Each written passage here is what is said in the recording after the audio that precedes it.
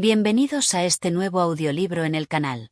Antes de comenzar, te invito a suscribirte, darle like a este contenido y activar la campana de notificaciones para que no te pierdas ninguna de nuestras próximas publicaciones. En esta ocasión, presentamos la Biblia Reina Valera, una de las traducciones más influyentes y utilizadas de las Escrituras en español. A lo largo de 20 capítulos, recorreremos algunos de los pasajes más importantes de la Biblia, desde la creación del mundo hasta la revelación del Apocalipsis. Capítulo 1. La creación y el pecado original. En el principio, la creación del mundo. En el principio, Dios creó los cielos y la tierra. La tierra estaba desordenada y vacía, y las tinieblas cubrían la faz del abismo, mientras el Espíritu de Dios se movía sobre la faz de las aguas. Entonces Dios dijo: «Sea la luz», y la luz fue hecha. Dios vio que la luz era buena y separó la luz de las tinieblas. Llamó a la luz día y a las tinieblas noche. Así pasó el primer día. En el segundo día, Dios hizo la expansión y separó las aguas de abajo de las aguas de arriba, llamando a la expansión cielos. En el tercer día, reunió las aguas en un solo lugar, haciendo aparecer lo seco, y llamó a lo seco tierra y a las aguas mares. Luego, Dios ordenó que la tierra produjera hierba verde, árboles frutales y toda clase de vegetación. En el cuarto día, creó el sol para alumbrar el día y la luna y las estrellas para alumbrar la noche, marcando así los tiempos, las estaciones y los años. En el quinto día, llenó las aguas con toda clase de criaturas marinas y los cielos con aves. En el sexto día, Dios creó los animales de la tierra y, finalmente, al ser humano a su imagen y semejanza. Dios les bendijo y les dio dominio sobre toda la creación, ordenándoles que fructificaran, se multiplicaran y llenaran la tierra. En el séptimo día, Dios descansó de toda su obra y santificó este día como señal de su creación perfecta. El Edén, la morada del hombre. Dios formó al hombre del polvo de la tierra y sopló en su nariz aliento de vida, y el hombre se convirtió en un ser viviente. Lo colocó en un hermoso jardín, el jardín del Edén, donde crecían árboles frutales de todo tipo, y en el centro del jardín puso dos árboles especiales: el árbol de la vida y el árbol del conocimiento del bien y del mal. Dios le dijo al hombre que podía comer de todos los árboles del jardín, excepto del árbol del conocimiento del bien y del mal, pues el día que comiera de él, ciertamente moriría. Viendo Dios que el hombre estaba solo, decidió darle una compañía. Hizo caer un sueño profundo sobre él y, de una de sus costillas, formó a la mujer. Cuando el hombre la vio, dijo: «Esto es ahora hueso de mis huesos y carne de mi carne. Será llamada mujer, porque del hombre fue tomada». Así, Dios estableció el vínculo sagrado entre el hombre y la mujer. La serpiente y la caída del hombre. Pero en el jardín también habitaba una serpiente astuta, que engañó a la mujer diciéndole: «¿Con qué Dios les ha dicho que no coman de ningún árbol del jardín?». La mujer respondió que podían comer de todos, excepto del árbol del conocimiento del bien y del mal, porque Dios había dicho que morirían si lo hacían. La serpiente, con astucia, replicó: «No morirán. Dios sabe que el día que coman de él, serán como dioses, conociendo el bien y el mal». Entonces la mujer, viendo que el fruto era agradable a la vista y deseable para alcanzar sabiduría, tomó del fruto y comió. Luego, dio también a su esposo, y él comió. En ese momento, sus ojos fueron abiertos y se dieron cuenta de que estaban desnudos, por lo que cosieron hojas de higuera para cubrirse. El juicio de Dios y la expulsión del Edén. Al oír la voz de Dios en el jardín, el hombre y la mujer se escondieron. Dios les llamó y les preguntó qué habían hecho. Temerosos, Adán culpó a Eva, y Eva culpó a la serpiente. Entonces Dios maldijo a la serpiente, diciendo que desde ese momento sería arrastrada sobre su vientre y habría enemistad entre su descendencia y la de la mujer. A la mujer le dijo que multiplicaría sus dolores en el parto y que su deseo sería para su esposo. Al hombre le dijo que, por haber desobedecido, la tierra sería maldita por su causa y con esfuerzo comería de ella hasta el día de su muerte. Dios hizo túnicas de piel para cubrirlos y los expulsó del Edén, colocando querubines y una espada encendida para guardar el acceso al árbol de la vida. Así terminó la era de la inocencia, y comenzó el camino del hombre en el mundo, con la promesa de redención futura. Este capítulo introduce los temas fundamentales del Génesis, narrando la creación del mundo y el inicio del camino del ser humano según la tradición bíblica. Capítulo 2. Caín y Abel, el primer crimen de la humanidad. Y el nacimiento de Caín y Abel. Después de ser expulsados del Edén, Adán y Eva comenzaron su vida fuera del jardín, trabajando la tierra que ahora era dura y difícil de labrar. Eva concibió y dio a luz a su primer hijo, al que llamó Caín, diciendo: He adquirido varón con la ayuda de Jehová. Tiempo después, Eva dio a luz a su segundo hijo, Abel, quien creció junto a su hermano. Caín se convirtió en labrador de la tierra, cultivando frutos y cosechas, mientras que Abel se dedicó al pastoreo, cuidando ovejas y ganado. Con el paso del tiempo, ambos decidieron ofrecer sacrificios a Dios como muestra de gratitud. Caín presentó una ofrenda de los frutos de la tierra, mientras que Abel ofreció lo mejor de su rebaño, un cordero primogénito con su grasa. Dios miró con agrado la ofrenda de Abel, pero no mostró la misma aceptación hacia la de Caín. 2. La ira de Caín y la advertencia de Dios. Al ver que su ofrenda no era aceptada, Caín sintió envidia y su rostro se tornó sombrío.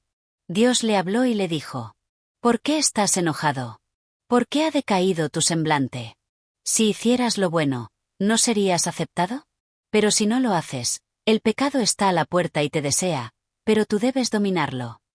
Dios le advertía que su ira y envidia podían llevarlo por un camino peligroso, pero Caín, cegado por su resentimiento, no escuchó. Un día, Caín llamó a su hermano Abel y le dijo que fueran juntos al campo. Mientras estaban allí, dominado por su furia, Caín atacó a Abel y lo mató.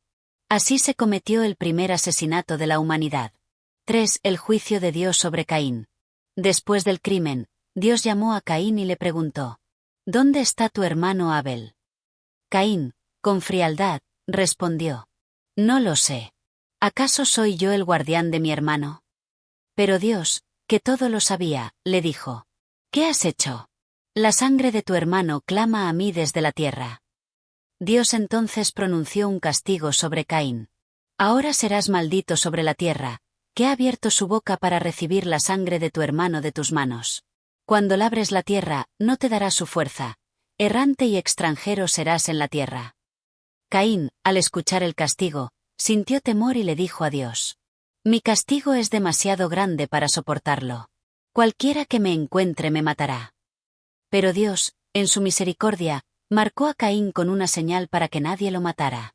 Y así, Caín partió hacia la tierra de Nod, al oriente del Edén, llevando consigo la carga de su crimen. 4. Los descendientes de Caín y el avance de la humanidad. Caín tuvo descendencia y fundó una ciudad a la que llamó Enoc, en honor a su hijo primogénito. Con el paso del tiempo, sus descendientes comenzaron a desarrollar herramientas, construir asentamientos y progresar en el dominio de la tierra. Entre sus descendientes, se destacaron Jabal, el padre de los que habitan en tiendas y cuidan ganado, Jubal, el padre de los músicos y constructores de instrumentos, y Tubal-Caín, el primer forjador de metales, que trabajaba el bronce y el hierro. Sin embargo, la violencia también se extendió con la descendencia de Caín, pues su linaje se caracterizó por la arrogancia y el deseo de poder. Uno de sus descendientes, Lamec, proclamó su propia venganza, diciendo: Si Caín será vengado 7 veces, Lamec lo será 70 veces 7. El consuelo de Set y la promesa de redención. Mientras tanto, Adán y Eva, aún afligidos por la pérdida de Abel, tuvieron otro hijo al que llamaron Set, porque Eva dijo: Dios me ha dado otro descendiente en lugar de Abel, a quien mató Caín. Set creció y tuvo un hijo llamado Enos, y en su tiempo, los hombres comenzaron a invocar el nombre de Dios. Con Set y su descendencia, Dios preservó una línea de esperanza y fe, que llevaría a la redención futura de la humanidad. En este capítulo, vemos cómo el pecado se arraiga en la humanidad con el primer asesinato y cómo Dios, a pesar del juicio sobre Caín, aún muestra misericordia. También se nos introduce a la idea de la progresión humana en la cultura, la música y la metalurgia, pero al mismo tiempo, se resalta cómo la violencia y la arrogancia se propagan. El nacimiento de Set trae un nuevo rayo de esperanza, prefigurando la línea que eventualmente llevaría al Mesías. Capítulo 3. El diluvio universal y la salvación de Noé. Y la corrupción de la humanidad. Con el paso del tiempo, la humanidad se multiplicó sobre la tierra. Sin embargo, en lugar de seguir los caminos de Dios, los hombres se apartaron de él y se entregaron a la maldad. La violencia, la injusticia y la corrupción llenaron el mundo, hasta que Dios vio que los pensamientos del corazón humano eran continuamente perversos. Al ver la depravación de la humanidad, Dios se lamentó de haber creado al hombre y decidió traer juicio sobre la tierra. Pero en medio de esta generación corrupta, hubo un hombre que halló gracia ante los ojos de Dios: Noé. Noé era un varón justo y perfecto en su generación, y caminaba con Dios. Él tenía 3 hijos, Sem, Cam y Jafet, y Dios lo escogió para preservar la vida en la tierra. 2. El mandato de construir el arca. Dios se dirigió a Noé y le dijo: He decidido acabar con toda carne, porque la tierra está llena de violencia a causa de ellos. Destruiré todo lo que hay sobre la faz de la tierra. Hazte un arca de madera de gofer. Harás aposentos en el arca y la cubrirás con brea por dentro y por fuera. Dios le dio instrucciones precisas sobre las dimensiones del arca. Debía tener 300 codos de largo, 50 codos de ancho y 30 codos de alto. Debía tener 3 niveles, una puerta lateral y una ventana en la parte superior para permitir la entrada de luz. Además, Dios le ordenó que introdujera en el arca a su esposa, sus hijos y las esposas de sus hijos. También debía llevar una pareja de cada especie de animales, tanto limpios como inmundos, para preservar la vida sobre la tierra. Noé obedeció en todo lo que Dios le mandó y comenzó la construcción del arca. Durante muchos años, Noé trabajó en su tarea mientras advertía a la gente del inminente juicio divino, pero nadie prestó atención a sus palabras. 3. La entrada en el arca y el inicio del diluvio. Cuando el arca estuvo terminada y llegó el tiempo señalado por Dios, Noé y su familia entraron en ella junto con los animales. Dios mismo cerró la puerta del arca, sellando su protección. Entonces, el cielo se oscureció, los vientos comenzaron a rugir y las fuentes del gran abismo se rompieron. Durante 40 días y 40 noches, la lluvia cayó sin cesar, inundando toda la tierra. Las aguas subieron por encima de las montañas más altas y toda criatura viviente pereció. Solo Noé y los que estaban en el arca sobrevivieron. La tierra quedó sumergida bajo las aguas y el juicio de Dios se cumplió. 4. El descanso del arca y el nuevo comienzo. Después de 150 días, Dios recordó a Noé y envió un viento sobre la tierra para que las aguas comenzaran a descender. El arca se detuvo sobre el monte Ararat, y Noé esperó pacientemente antes de abrir la ventana del arca. Para saber si la tierra estaba seca, Noé envió un cuervo, pero éste no encontró dónde posarse y regresó. Luego envió una paloma, que al principio no halló lugar donde descansar, pero días después volvió con una rama de olivo en su pico, señal de que las aguas estaban retrocediendo. Finalmente, Dios habló a Noé y le dijo que saliera del arca con su familia y los animales. Noé obedeció y, en gratitud, edificó un altar y ofreció sacrificios a Dios. Al ver el corazón de Noé, Dios hizo un pacto con él y con toda la humanidad, prometiendo que nunca más destruiría la tierra con un diluvio. Como señal de su promesa, Dios puso en el cielo el arco iris, símbolo de su pacto con la humanidad. La nueva humanidad y la bendición de Noé. Dios bendijo a Noé y a sus hijos, diciéndoles: fructificad y multiplicaos, llenad la tierra. A partir de Noé y su descendencia, la humanidad comenzó de nuevo. Noé cultivó la tierra y plantó una viña, pero en un momento de descuido, bebió demasiado vino y se embriagó. Su hijo Cam vio la desnudez de su padre y se burló de él, mientras que Sem y Jafet cubrieron con respeto su vergüenza. Cuando Noé despertó y supo lo que había sucedido, bendijo a Sem y Jafet, pero pronunció una maldición sobre Cam y su descendencia. Este capítulo muestra la historia del diluvio universal, un evento que marcó el juicio de Dios sobre la humanidad corrupta, pero también su misericordia al preservar a Noé y su familia. El pacto del arco iris representa la fidelidad de Dios y su deseo de redimir a la humanidad. Sin embargo, el pecado no desaparece con el diluvio, pues la caída del hombre continúa a través de la historia. Esto prepara el escenario para el desarrollo de las naciones y los acontecimientos que vendrán en los siguientes capítulos. Capítulo 4. La Torre de Babel y la dispersión de las naciones. Y el crecimiento de la humanidad y el orgullo de los hombres. Después del diluvio, los descendientes de Noé comenzaron a multiplicarse y poblar la tierra. La humanidad hablaba un solo idioma y vivía en armonía, estableciendo comunidades y desarrollando nuevas formas de vida. En su viaje hacia el oriente, encontraron una vasta llanura en la tierra de Sinar y decidieron establecerse allí. Unidos por un mismo lenguaje y propósito, comenzaron a idear un ambicioso proyecto: la construcción de una ciudad con una torre cuya cúspide llegara hasta el cielo. Los hombres dijeron entre sí: vamos, edifiquémonos una ciudad y una torre, cuya cúspide llegue al cielo, y hagámonos un nombre, por si fuéramos esparcidos sobre la faz de toda la tierra. Su propósito no era solo construir una gran obra, sino desafiar a Dios y establecer su propia gloria. No querían depender de Dios, sino exaltarse a sí mismos, creyendo que su unidad y poder les permitirían alcanzar cualquier cosa. 2. La intervención de Dios. Dios, al ver la soberbia de los hombres y su intento de alcanzar el cielo con su propia fuerza, descendió para observar su obra. Entonces dijo: He aquí el pueblo es uno, y todos tienen un solo lenguaje, y han comenzado la edificación, y nada les hará desistir ahora de lo que han pensado hacer.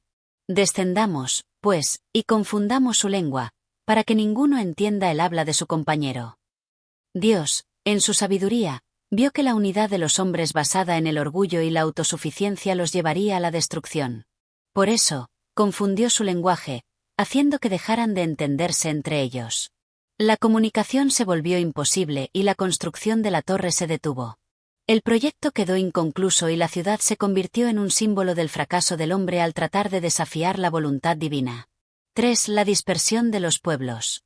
Con la confusión de las lenguas, la humanidad ya no podía mantenerse unida en un solo lugar. Así, comenzaron a dispersarse por toda la tierra, formando distintas naciones y culturas. Este acontecimiento marcó el origen de las diversas lenguas y pueblos, dando lugar a la multiplicidad de civilizaciones que poblarían el mundo. La ciudad y la torre inconclusa fueron llamadas Babel, porque allí Dios confundió el lenguaje de la humanidad. Lo que antes era un símbolo de unidad y poder humano, se convirtió en un testimonio del límite impuesto por Dios a la soberbia del hombre. 4. El significado espiritual de Babel. La historia de la Torre de Babel nos enseña sobre el peligro del orgullo humano y el deseo de independencia de Dios. Los hombres quisieron edificar su propia gloria, ignorando la voluntad divina y confiando en sus propias fuerzas. Dios no destruyó a la humanidad como en el diluvio, pero intervino para evitar que el pecado y la soberbia los llevaran a la ruina. En lugar de permitir una humanidad unida en la rebeldía, Dios dispersó a los pueblos para que cada uno siguiera su propio camino. Esta dispersión también sirvió para que la tierra fuera poblada y preparada para la historia que se desarrollará en los siguientes capítulos, donde veremos cómo Dios elige a un pueblo para revelarse al mundo. La Torre de Babel marca un punto crucial en la historia de la humanidad. Es el momento en que Dios divide a los hombres y establece las naciones, cada una con su lengua y cultura. Pero aunque la humanidad fue dispersada, el plan de Dios no terminó allí. Pronto, a través de un hombre llamado Abraham, Dios comenzará una nueva historia de redención, mostrando su amor y propósito para todas las naciones. Capítulo 5. El llamado de Abraham y la promesa de Dios. Y el contexto de la llamada de Abraham. Tras la dispersión de los pueblos en Babel, la humanidad continuó expandiéndose. Entre los descendientes de Sem, uno de los hijos de Noé, nació un hombre llamado Taré, quien habitaba en Ur de los Caldeos, una tierra próspera y llena de idolatría. Taré tuvo un hijo llamado Abram, a quien Dios elegiría para llevar a cabo su propósito en la historia de la humanidad. Abram vivía junto a su familia en Ur, pero su destino cambiaría radicalmente cuando Dios lo llamó para una misión especial. Dios llama a Abram. Un día, Dios se manifestó a Abram y le dio una orden que marcaría un antes y un después en su vida.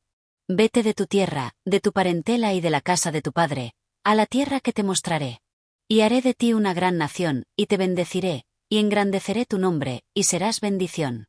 Bendeciré a los que te bendijeren, y a los que te maldijeren, maldeciré, y serán benditas en ti todas las familias de la tierra. Con esta promesa, Dios establecía un pacto con Abram. No solo le daría una tierra, sino que haría de él el padre de una gran nación. Pero lo más importante era la última parte: serán benditas en ti todas las familias de la tierra. Con esto, Dios anunciaba un plan de redención universal que se cumpliría mucho después, a través de la descendencia de Abram. 3. La fe de Abram y su viaje a Canaán. Abram, con 75 años de edad, obedeció el llamado de Dios. Junto a su esposa Sarai, su sobrino Lot y sus bienes, partió hacia la tierra de Canaán sin saber exactamente lo que le esperaba. Cuando llegó a Canaán, Dios volvió a hablarle y le dijo: A tu descendencia daré esta tierra. Allí, Abram edificó un altar en honor a Dios y continuó su viaje, estableciendo campamentos en diferentes regiones. Pero la tierra que Dios le prometió aún no era suya, y su fe sería puesta a prueba en numerosas ocasiones. 4. La estancia en Egipto y el regreso a Canaán. Debido a una gran hambruna en Canaán, Abram decidió viajar a Egipto para encontrar alimento. Sin embargo, temiendo por su vida debido a la belleza de su esposa Sarai, ideó un plan. Dile a los egipcios que eres mi hermana, para que no me maten por causa de ti. Los egipcios, viendo la hermosura de Sarai, la llevaron a la casa del faraón, quien la tomó como su mujer. Pero Dios intervino, enviando plagas sobre el faraón y su casa. Al darse cuenta de lo que ocurría, el faraón llamó a Abram y le reclamó: ¿Por qué no me dijiste que era tu esposa? ¿Por qué dijiste que era tu hermana? Ahora, toma a tu esposa y vete. Abram y su familia regresaron a Canaán con gran riqueza, y allí Dios continuó guiándolo en su camino. La separación de Abram y Lot. Con el tiempo, tanto Abram como su sobrino Lot prosperaron, y sus rebaños crecieron tanto que sus pastores comenzaron a disputar entre sí por el pasto y el agua. Para evitar conflictos, Abram le dijo a Lot: No haya altercado entre nosotros, porque somos hermanos. Si vas a la izquierda, yo iré a la derecha; si vas a la derecha, yo iré a la izquierda. Lot eligió la llanura del Jordán, una tierra fértil y hermosa, y se estableció en Sodoma, una ciudad próspera pero llena de pecado. Abram, por su parte, permaneció en Canaán, donde Dios nuevamente le prometió: Alza ahora tus ojos y mira desde el lugar donde estás hacia el norte, el sur, el oriente y el occidente. Toda la tierra que ves, te la daré a ti y a tu descendencia para siempre. Abram, confiando en la promesa divina, edificó otro altar y continuó su vida en obediencia a Dios. Significado espiritual del capítulo. Este capítulo nos enseña sobre la importancia de la fe y la obediencia. Abram no sabía exactamente a dónde lo llevaba Dios, pero confió en su promesa y dejó atrás todo lo que conocía. También vemos que la fe no está exenta de pruebas. Abram enfrentó hambre, peligro en Egipto y conflictos familiares, pero en todo momento, Dios lo guió y protegió. Finalmente, la separación de Abram y Lot nos muestra cómo las decisiones pueden marcar nuestro destino. Lot eligió con base en la apariencia de la tierra, sin considerar la maldad de Sodoma, mientras que Abram confió en la promesa de Dios. En los próximos capítulos veremos cómo la historia de Abram se desarrolla y cómo Dios sigue cumpliendo su promesa. Capítulo 6. El pacto de Dios con Abraham y la promesa del Hijo. Y la confirmación de la promesa. Abram continuó su vida en la tierra de Canaán, donde Dios le había prometido hacer de él una gran nación. Sin embargo, el tiempo pasaba y aún no tenía descendencia. Una noche, Dios se le apareció en una visión y le dijo: No temas, Abram, yo soy tu escudo, y tu galardón será sobremanera grande. Pero Abram respondió con preocupación: Señor, ¿qué me darás, si aún ando sin hijo? Mi heredero será Eliezer de Damasco. Dios, conociendo sus dudas, le respondió con firmeza: No será este tu heredero, sino uno que saldrá de tus entrañas.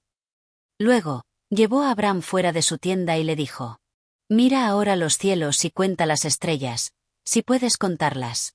Así será tu descendencia. Abram creyó a Dios, y esto le fue contado por justicia. En ese momento, la fe de Abram quedó establecida como el principio fundamental de su relación con Dios. 2. El pacto de Dios con Abram. Para sellar su promesa, Dios estableció un pacto solemne con Abram. Le pidió que trajera ciertos animales. Una becerra. Una cabra. Un carnero. Una tortola. Un palomino. Abram los partió en dos y colocó cada mitad enfrente de la otra.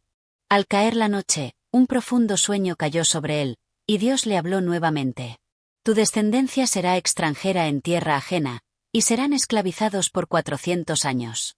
Pero yo juzgaré a la nación que los esclavice, y después saldrán con grandes riquezas. Cuando el sol se puso, una llama de fuego pasó entre los animales partidos. De esta manera, Dios estableció su pacto con Abram, confirmándole que su descendencia heredaría la tierra desde el río de Egipto hasta el Éufrates. 3. El nacimiento de Ismael. A pesar de la promesa divina, los años continuaron pasando y Sarai seguía sin concebir. En su impaciencia, decidió ofrecer a su sierva Agar para que tuviera un hijo con Abram, conforme a una costumbre de la época. Agar quedó embarazada, pero al verse en esta posición, comenzó a menospreciar a Sarai. Esto generó una gran tensión entre ambas, y Sarai trató a Agar con dureza, hasta el punto de que la sierva huyó al desierto. Allí, Un ángel del Señor se le apareció y le dijo: Vuelve a tu señora y humíllate bajo su mano. Porque multiplicaré tu descendencia en gran manera. Y darás a luz un hijo, y llamarás su nombre Ismael, porque el Señor ha oído tu aflicción. Agar regresó y dio a luz a Ismael, quien se convertiría en el padre de una gran nación. Pero este no era el hijo de la promesa que Dios había hecho a Abraham. 4. Cambio de nombres y la señal del pacto. Cuando Abraham tenía 99 años, Dios volvió a hablarle y renovó su promesa con una señal aún más clara. Le dijo: Yo soy el Dios Todopoderoso. Anda delante de mí y sé perfecto. Estableceré mi pacto contigo y te multiplicaré en gran manera. Dios cambió su nombre de Abraham, padre enaltecido, a Abraham, padre de multitudes, reafirmando su destino. También cambió el nombre de su esposa Sarai a Sara, princesa, pues de ella nacería el hijo de la promesa. Como señal del pacto, Dios estableció la circuncisión para Abraham y toda su descendencia varonil. Cuando Abraham escuchó que Sara tendría un hijo, se rió y dijo en su corazón: ¿A un hombre de 100 años le nacerá un hijo? Y Sara, que tiene 90 años, dará a luz. Pero Dios respondió: Ciertamente, Sara tu mujer te dará un hijo, y llamarás su nombre Isaac. Con él confirmaré mi pacto. Significado espiritual del capítulo. Este capítulo marca un punto clave en la historia de Abraham. Dios confirma su promesa y establece el pacto con él, dejando claro que la descendencia de la promesa no vendría por esfuerzo humano, sino por intervención divina. La fe de Abraham. A pesar de sus dudas y errores, Abraham creyó en la promesa de Dios y fue contado como justo. El intento humano vs el plan divino. El nacimiento de Ismael representa el intento de resolver los planes de Dios con métodos humanos, mientras que Isaac simboliza la obra de Dios en el tiempo perfecto. La fidelidad de Dios. A pesar del tiempo y la incredulidad, Dios cumplió su palabra. En los próximos capítulos veremos cómo se cumple la promesa y nace Isaac, el hijo de la promesa. Capítulo 7. La destrucción de Sodoma y Gomorra. Y la visita de los 3 mensajeros. Abraham se encontraba en las llanuras de Mamré cuando, en el calor del día, alzó sus ojos y vio a 3 hombres de pie junto a él. Reconociendo algo especial en ellos, se postró en tierra y les dijo: Señor mío, si he hallado gracia en tus ojos, no pases de tu siervo. Os traeré agua para lavar vuestros pies y un bocado de pan para que recobréis fuerzas. Los visitantes aceptaron la hospitalidad de Abraham. Rápidamente, ordenó a Sara que preparara panés, y a sus siervos que cocieran un becerro tierno y mantequilla. Mientras comían, uno de ellos dijo: De cierto volveré a ti según el tiempo de la vida, y Sara tu mujer tendrá un hijo.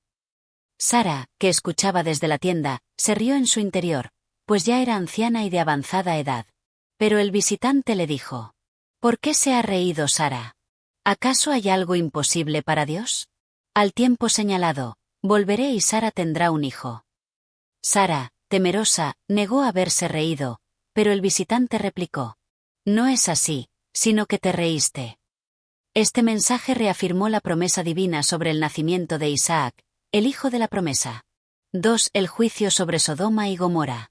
Después de la visita, los hombres se levantaron y dirigieron su mirada hacia Sodoma. Abraham los acompañó un tramo, y entonces Dios le reveló su plan. El clamor de Sodoma y Gomorra es grande, y su pecado ha subido hasta mí. Descenderé y veré si han hecho conforme al clamor que ha llegado hasta mí. Al escuchar esto, Abraham, con humildad y respeto, intercedió por la ciudad. ¿Destruirás al justo junto con el impío? Quizá haya 50 justos en la ciudad. ¿No perdonarás a toda la ciudad por amor a los 50? Dios respondió: Si hallo en Sodoma 50 justos, perdonaré toda la ciudad por ellos. Abraham continuó insistiendo: Quizá falten 5 para los 50. ¿Y si hay 40? ¿30? ¿20? 10. Cada vez, Dios respondió con paciencia: No la destruiré por amor a los justos. Pero Sodoma estaba corrompida, y no había ni siquiera 10 justos. 3. La visita de los ángeles a Lot. 2 ángeles llegaron a Sodoma al anochecer. Lot, el sobrino de Abraham, estaba sentado a la puerta de la ciudad, y al verlos, se postró ante ellos y les ofreció hospitalidad. Os ruego, mis señores, que entréis en casa de vuestro siervo, y paséis la noche.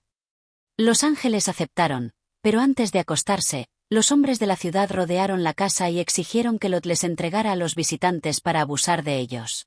Lot intentó disuadirlos, pero ellos insistieron violentamente.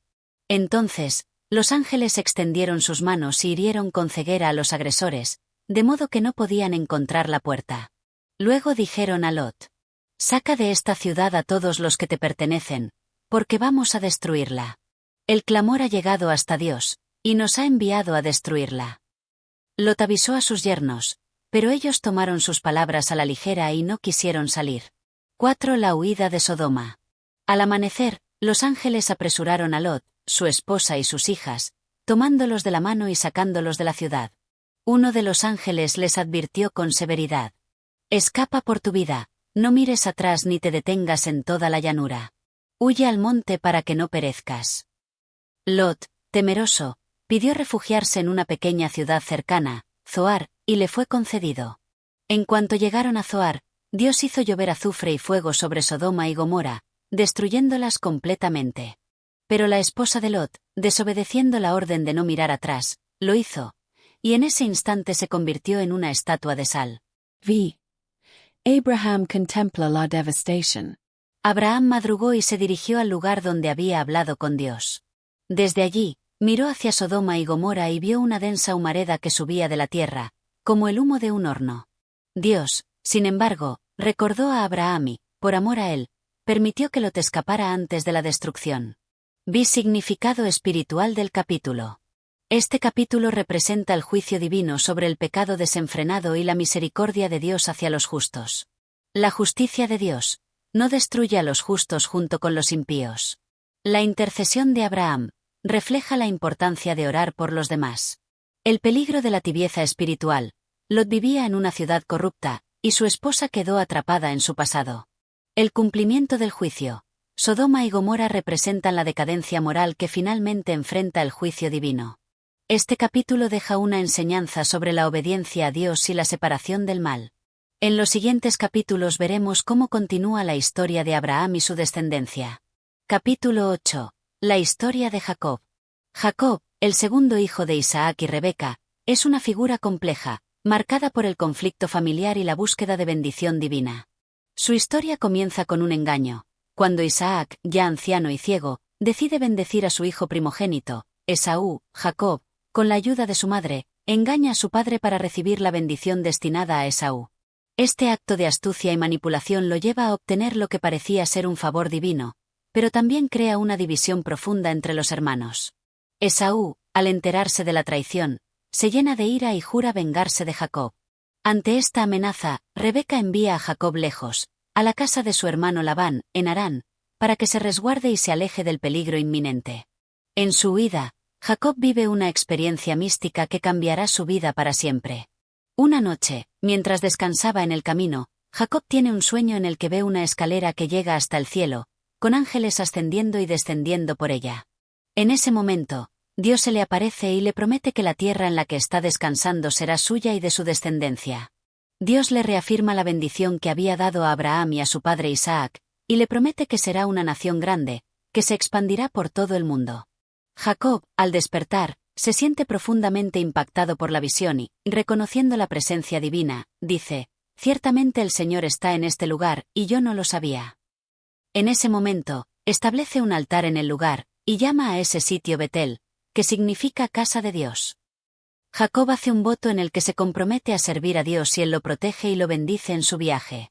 Al llegar a la casa de su tío Labán, Jacob se enamora de Raquel, la hija menor de Labán, y decide trabajar para él durante 7 años a cambio de su mano en matrimonio. Sin embargo, al final de los 7 años, Labán, quien también es astuto, engaña a Jacob, casándolo con su hija mayor, Lea, en lugar de Raquel. Jacob, indignado por el engaño, se ve obligado a trabajar otros 7 años para conseguir finalmente a Raquel, la mujer que amaba. La vida de Jacob con Raquel y Lea está marcada por rivalidades y tensiones. Ambas hermanas compiten por el amor y la atención de Jacob, y sus respectivas siervas, Zilpa y Bila, también tienen hijos de Jacob, lo que resulta en la formación de las 12 tribus de Israel. Cada hijo de Jacob es un reflejo de las complejidades y desafíos de su vida familiar. A pesar de las dificultades, Jacob experimenta la bendición de Dios de una manera profunda. Su vida es un testimonio de cómo Dios trabaja a través de nuestras debilidades, nuestras luchas y nuestras decisiones humanas imperfectas. Al final, Jacob regresa a su tierra natal, enfrentándose a su hermano Esaú, quien, a pesar de la enemistad pasada, lo recibe con perdón y reconciliación. Este capítulo de la vida de Jacob nos enseña que, aunque nuestras acciones puedan ser imperfectas y a veces deshonestas, la gracia y la bendición de Dios son más grandes que nuestras fallas. Jacob, a pesar de sus errores y engaños, se convierte en el patriarca de una nación, y su vida es una muestra del amor redentor de Dios, que a veces se manifiesta de maneras misteriosas. Este capítulo resalta el proceso de crecimiento personal y espiritual de Jacob, quien, a través de los desafíos, aprende sobre la fidelidad de Dios. Puedes utilizar esta narración para captar la esencia del personaje y su relación con Dios. Capítulo 9. La historia de Jacob y el regreso a su tierra. El capítulo de hoy trata sobre el regreso de Jacob a su tierra natal, después de años de estar lejos debido a sus conflictos con su hermano Esaú, y cómo se enfrenta a los desafíos que surgen en su camino. Este capítulo es una transición importante en la vida de Jacob, marcada por la búsqueda de reconciliación con su pasado y un encuentro transformador con Dios. El regreso a la tierra prometida. Jacob, después de haber vivido con su tío Labán en Harán durante 20 años, decide que es momento de regresar a su tierra natal. Durante esos años, ha adquirido riquezas y prosperidad, pero también ha tenido que lidiar con conflictos familiares y con la astucia de Labán, su suegro. Con su decisión de volver, Jacob está tomando un paso hacia la reconciliación con su hermano Esaú, con quien había tenido un encuentro tenso y lleno de enemistades después de haberle robado la bendición. Al decidir regresar, Jacob reúne a su familia, sus siervos y su ganado, y se dispone a cruzar la frontera de la región en la que había vivido. Pero, antes de reunirse con Esaú, sabe que debe enfrentar el doloroso pasado que dejó atrás. La incertidumbre de lo que podría suceder en el encuentro con su hermano, que había prometido vengarse de él, lo llena de ansiedad. Jacob no sabe si su hermano lo recibirá con hostilidad o si habrá oportunidad de reconciliación. La preparación para el encuentro con Esaú. Consciente de la gravedad de la situación, Jacob toma medidas para preparar su encuentro con Esaú. Divide su campamento en dos partes, para que si Esaú ataca una parte, la otra pueda escapar. Luego, envía mensajeros a Esaú para informarle de su llegada, y al mismo tiempo, le envía regalos en forma de ganado, como un intento de apaciguar su ira y ganarse su favor. Jacob, reconociendo su error pasado, busca una forma de mostrar a Esaú que ha cambiado, que ya no es el joven que lo engañó años atrás. En medio de esta preparación, Jacob pasa la noche solo en un lugar llamado Peniel. Este será un punto de inflexión crucial en su vida, un lugar de transformación personal y espiritual. El misterioso encuentro en Peniel. Esa noche, Jacob tiene una experiencia sobrenatural que cambiará su vida para siempre. Se enfrenta a un hombre, un ser divino o angélico, con quien lucha durante toda la noche. Esta lucha es simbólica, pues representa la lucha interna de Jacob consigo mismo, con sus miedos, su pasado y sus errores. La lucha no es solo física, sino también espiritual, ya que Jacob siente que está enfrentándose a algo más grande que él mismo. A medida que avanza la lucha, el ser divino toca el muslo de Jacob y lo lastima, pero no lo derrota. Jacob, sin embargo, no se rinde. Lucha con valentía, pidiendo una bendición antes de dejarlo ir. En ese momento, el ser divino le cambia el nombre a Jacob, dándole el nombre de Israel, que significa el que lucha con Dios. Esta bendición representa una transformación profunda en la vida de Jacob. Ya no es solo un hombre que ha engañado y luchado por sus propios intereses, sino un hombre que ha sido tocado por Dios, alguien dispuesto a luchar por lo que es justo y a seguir el camino de Dios. Esta experiencia marca un antes y un después en la vida de Jacob. A partir de ese momento, su vida no solo está definida por su relación con su hermano o su familia, sino también por su relación con Dios. El encuentro con Esaú. Al amanecer, Jacob se encuentra con su hermano Esaú. El encuentro podría haber sido una confrontación llena de ira y venganza, pero, en lugar de eso, Esaú lo recibe con brazos abiertos. Al ver a Jacob, Esaú corre hacia él, lo abraza y lo besa, dejando atrás la hostilidad que había guardado por tantos años. Es un momento de profunda reconciliación entre los dos hermanos. Jacob, con humildad, ofrece los regalos a Esaú, reconociendo el perdón de su hermano y mostrando su respeto. Aunque Esaú insiste en no aceptar los regalos, Jacob insiste, diciendo que solo si los recibe podrá estar en paz consigo mismo. Este acto simboliza el deseo de Jacob de restaurar la relación rota y recibir el perdón de su hermano. La reconciliation familiar. Tras este encuentro, los dos hermanos caminan juntos y hacen planes de futuro, aunque sus caminos se separan nuevamente. Esaú regresa a su tierra, mientras que Jacob se dirige hacia el lugar que Dios le había prometido como la tierra que sería de su descendencia.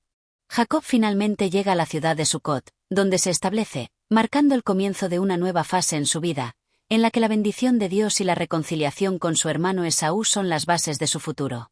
Este capítulo nos enseña que la reconciliación es un proceso largo y doloroso, pero que, con la intervención divina y el arrepentimiento genuino, es posible restaurar relaciones rotas. Jacob, a través de su lucha con Dios y su encuentro con Esaú, muestra cómo el perdón y la humildad pueden transformar incluso las situaciones más difíciles. Además, la historia de Jacob nos recuerda que, aunque enfrentemos dificultades y desafíos en el camino, la gracia de Dios puede hacer de nosotros nuevas personas, capaces de superar nuestros propios errores y vivir en paz con los demás. Este capítulo ilustra la lucha interna de Jacob, su transformación espiritual y la restauración de su relación con su hermano Esaú.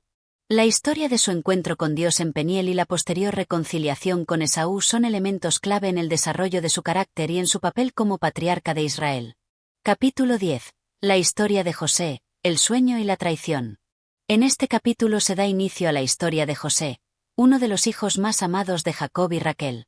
José se convierte en una figura central dentro de la narrativa bíblica, no solo por sus sueños proféticos, sino también por las pruebas extremas que enfrenta a manos de sus propios hermanos. La historia de José nos muestra temas profundos de traición, perdón, y la soberanía de Dios en el curso de los eventos. El amor de Jacob por José. José, el hijo favorito de Jacob, es un niño cuya vida está marcada por el cariño especial que su padre le ofrece, un cariño que se traduce en un regalo único, una túnica multicolor. Esta túnica, símbolo de favor, causa celos y resentimiento entre los otros hijos de Jacob, quienes ven con ojos de envidia el trato especial que recibe José. La preferencia de Jacob por José es clara, y aunque no se menciona de manera explícita, es evidente que esto crea un ambiente de tensión y desconfianza dentro de la familia. Los hermanos de José sienten que su padre está favoreciendo a un hijo de su amada Raquel, en detrimento de los otros hijos que había tenido con Lea y las siervas de ambas mujeres. Los sueños de José. José, además de ser el hijo preferido de Jacob, tiene sueños que profetizan su futuro. En uno de estos sueños, él ve a sus hermanos atando manojos de grano en el campo, y su manojo se erige mientras los manojos de sus hermanos se postran ante él. Este sueño, que muestra a José como líder sobre sus hermanos, provoca aún más celos y enojo en ellos. En otro sueño, José ve el sol, la luna y 11 estrellas postrados ante él. Este sueño es interpretado por Jacob como una señal de que algún día toda su familia, incluso él mismo y su madre, se inclinarían ante José. Los hermanos de José, molestos por la arrogancia de sus sueños, sienten que está presagiando que su liderazgo será superior al de ellos. La traición de los hermanos. Los celos y la ira de los hermanos de José finalmente los llevan a tramar un plan para deshacerse de él. Un día, cuando Jacob envía a José a buscar a sus hermanos, que estaban cuidando el rebaño en el campo, los hermanos ven una oportunidad para vengarse. Deciden inicialmente matarlo, pero Rubén, el hermano mayor, intenta evitarlo, sugiriendo que lo lancen a una cisterna en lugar de matarlo, con la esperanza de rescatarlo más tarde. Sin embargo, mientras Rubén está ausente, los hermanos ven pasar una caravana de ismaelitas que se dirigían hacia Egipto. Aprovechando la oportunidad, venden a José a los mercaderes como esclavo por 20 piezas de plata, y lo envían a Egipto, dejando a su padre en la creencia de que su hijo ha sido devorado por una bestia salvaje. Los hermanos, para ocultar su acto, toman la túnica de José, la mojan con sangre de un animal y se la llevan a Jacob, quien reconoce la prenda y cae en la desesperación. Jacob cree que su hijo ha muerto, y se sumerge en un profundo lamento. Los hermanos, aunque no logran ver el sufrimiento de su padre, intentan consolarlo sin revelar la verdad. Reflexión sobre la traición. La historia de José y la traición de sus hermanos destaca el peligro de los celos y la envidia. Aunque los hermanos actúan por motivos egoístas, la mano de Dios está presente en cada paso del camino. A pesar de las acciones malvadas de los hermanos, Dios tiene un plan para José, y su destino no será definido por la maldad de los hombres, sino por la voluntad divina. El capítulo también revela cómo las acciones de un ser humano pueden tener consecuencias profundas no solo en su vida, sino también en la vida de aquellos que lo rodean. La historia de José es una historia de sufrimiento, pero también de esperanza, porque a pesar de todo lo que le sucede, Dios no lo abandona. José en Egipto. Aunque el capítulo concluye con la aparente tragedia de la vida de José, este evento marca solo el comienzo de un proceso que llevará a José a Egipto, donde, por medio de su sabiduría y fe, llegará a ocupar una posición de poder en el gobierno egipcio. Su ascenso a una posición de influencia en Egipto es una muestra de cómo Dios puede usar incluso las circunstancias más oscuras para llevar a cabo su plan divino. Este capítulo sobre la historia de José resalta temas de la lucha interna contra los celos, la traición, la justicia divina y la perseverancia. A pesar de las circunstancias difíciles, José permanecerá firme en su fe, y con el tiempo, las acciones de sus hermanos, aunque malintencionadas, serán usadas por Dios para su propósito divino. La historia de José, que comienza con la traición, es solo el principio de una narrativa de restauración, perdón y reconciliación, que se desarrollará a lo largo de los capítulos siguientes. Este capítulo es crucial para entender los desafíos que José enfrentará y cómo, a través de su sufrimiento, se prepara para cumplir un propósito mucho mayor. Capítulo 11. José en la casa de Potifar. Este capítulo narra los primeros años de José en Egipto, después de haber sido vendido como esclavo por sus hermanos. La historia se centra en su tiempo en la casa de Potifar, un oficial egipcio de alto rango, y en cómo, a pesar de las dificultades, José sigue demostrando su integridad, sabiduría y fe en Dios. La narrativa también incluye el desafío de la tentación y las consecuencias de las decisiones que tomamos. José en la casa de Potifar. Después de ser vendido por sus hermanos, José es llevado a Egipto y comprado por Potifar, un oficial de Faraón, capitán de la Guardia Real. Aunque José es un esclavo, rápidamente se gana la confianza de su amo gracias a su diligencia y habilidad para administrar. La bendición de Dios está sobre él, lo que le permite tener éxito en todo lo que hace. Potifar se da cuenta de que José es un hombre capaz y que todo lo que toca prospera. Por ello, le confía la administración de su casa y sus bienes. José se convierte en un mayordomo de confianza en la casa de Potifar, y todo lo que su amo posee está bajo su cuidado. La prosperidad de Potifar es directamente atribuible a la sabiduría de José, quien se dedica a su trabajo con integridad y responsabilidad. La tentación de la esposa de Potifar. A pesar de su éxito y bendición, José se enfrenta a una prueba moral significativa. La esposa de Potifar, al ver la belleza y el atractivo de José, comienza a hacerle propuestas indecorosas. Ella lo invita constantemente a acostarse con ella, pero José se niega rotundamente.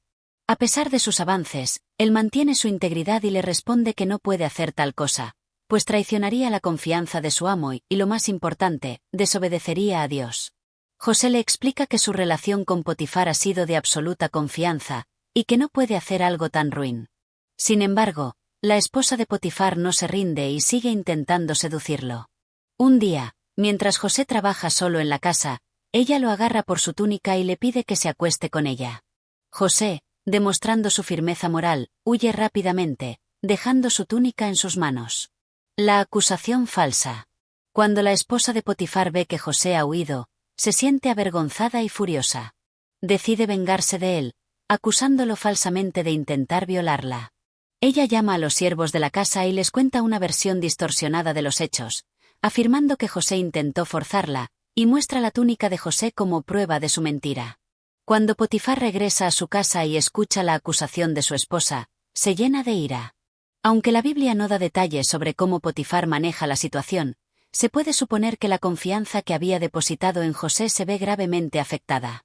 Potifar decide encarcelar a José, a pesar de que no se menciona ninguna evidencia que respalde las acusaciones de su esposa. José en la prisión. José es llevado a la prisión real, donde son encarcelados los prisioneros del faraón.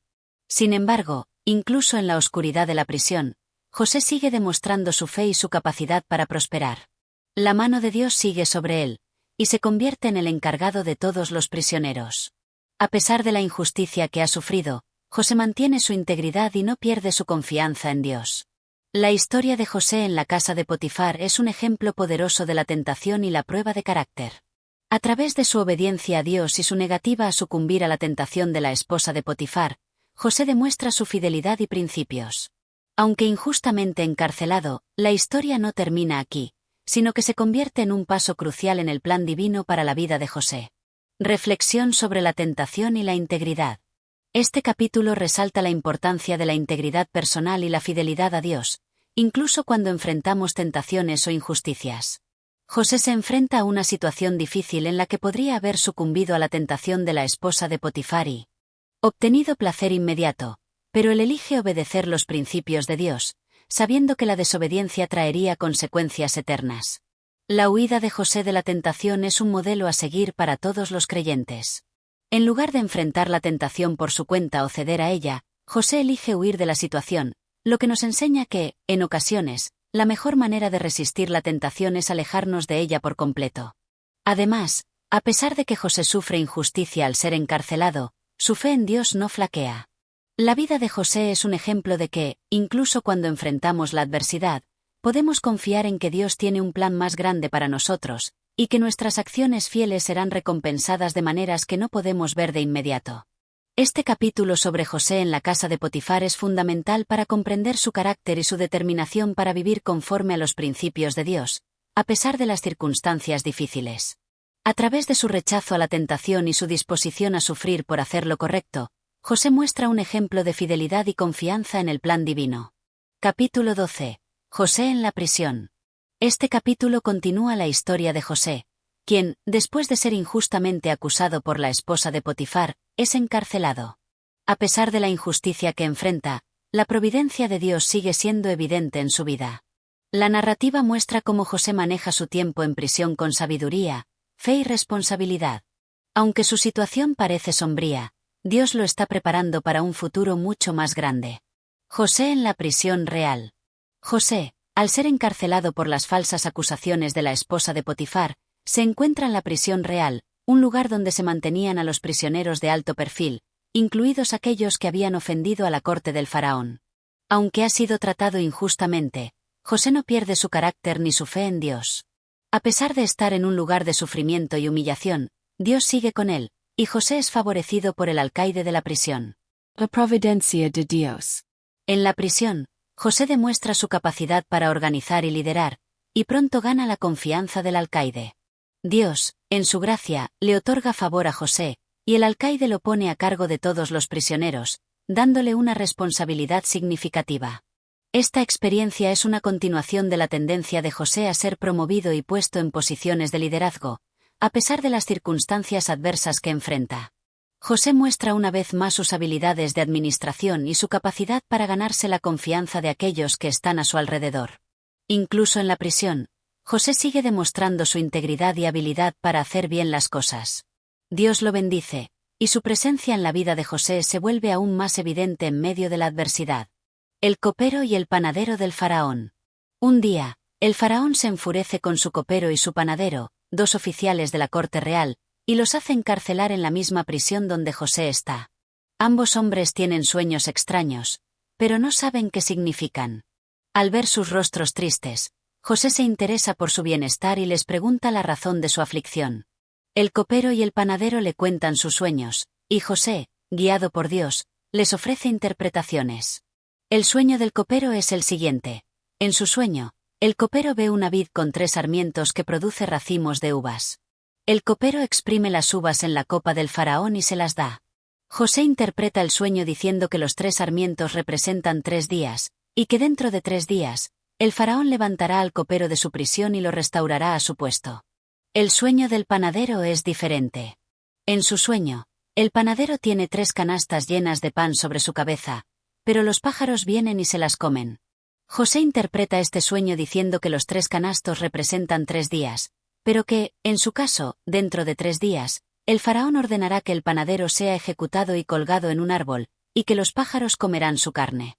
La realización del sueño del copero.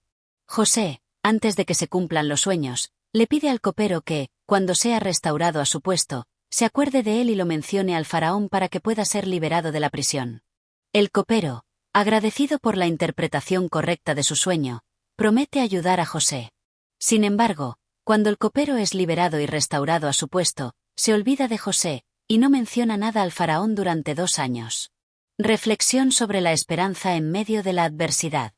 Este capítulo revela varias lecciones importantes sobre la vida de José. En primer lugar, muestra que, aunque José está encarcelado por una falsa acusación, no pierde su integridad ni su fe en Dios. A lo largo de su vida, José enfrenta desafíos que parecen injustos, pero en cada uno de estos momentos, Dios está trabajando detrás de escena para cumplir un plan mayor. José es un ejemplo de perseverancia y fidelidad. Además, vemos cómo José sigue siendo una persona confiable, incluso en circunstancias difíciles. A pesar de estar en prisión, José no se permite ser consumido por el resentimiento o la desesperación. En lugar de eso, se mantiene fiel a su propósito y a su fe en Dios, y esto lo lleva a oportunidades de liderazgo, incluso en un lugar tan oscuro como la prisión. El encuentro con el copero y el panadero también subraya el tema de la interpretación de sueños, que se convierte en una parte crucial de la vida de José. Aunque el copero promete ayudarlo, se olvida de él, lo que enseña que, a veces, las personas pueden fallar en cumplir sus promesas. Sin embargo, Dios no olvida a sus siervos y tiene un plan para cada uno, incluso cuando las circunstancias no parecen favorables. Lecciones de perseverancia. José en la prisión es un recordatorio de que, aunque estemos pasando por momentos difíciles, debemos seguir siendo fieles a nuestros principios y confiar en que Dios tiene el control.